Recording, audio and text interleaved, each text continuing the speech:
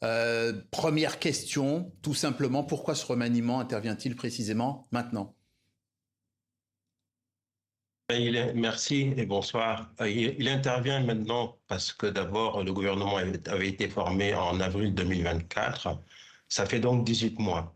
C'est un temps suffisamment long et suffisamment, j'allais dire, correct pour mesurer la performance d'un gouvernement. Et ça permet de voir les ministres qui ne sont pas à la hauteur de la fonction. Ça permet aussi de voir si certains ministres ne seraient pas mieux dans d'autres départements. Et ensuite, il y a une raison principale, me semble-t-il, c'est que vous savez que depuis l'élection de Bassirou Diomaye Faye, il a été mis en place un plan de redressement national, c'est ainsi qu'il s'intitule, qui reprend un certain nombre de fondamentaux de l'économie sénégalaise et ces fondamentaux-là devaient être revus.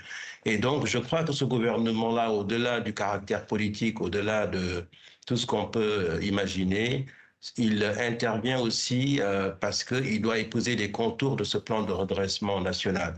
Je pense que c'est la principale raison. Et évidemment, ce que j'ai dit précédemment, c'est-à-dire voir quels sont les ministres qui sont performants, ceux qui doivent changer de Oui, une portefeuille. Vous avez eu évaluation, oui. votre correspondant. Oui, Tidiane, Votre correspondante l'a dit, il y a eu... Tidiane Dio, le problème de Allez. l'inefficacité administrative a été identifié par des audits. Est-ce qu'on peut lutter contre ce problème avec un gouvernement aussi peu resserré? 32 ministres ou secrétaires d'État dans ce nouveau cabinet, c'est beaucoup. Alors, je vais vous surprendre, moi je me méfie toujours des chiffres. Quand on parle des gouvernements, on donne des chiffres comme ça. D'ailleurs, je trouve que c'est toujours imprudent de prendre des engagements quand on fait campagne électorale sur le nombre de ministres.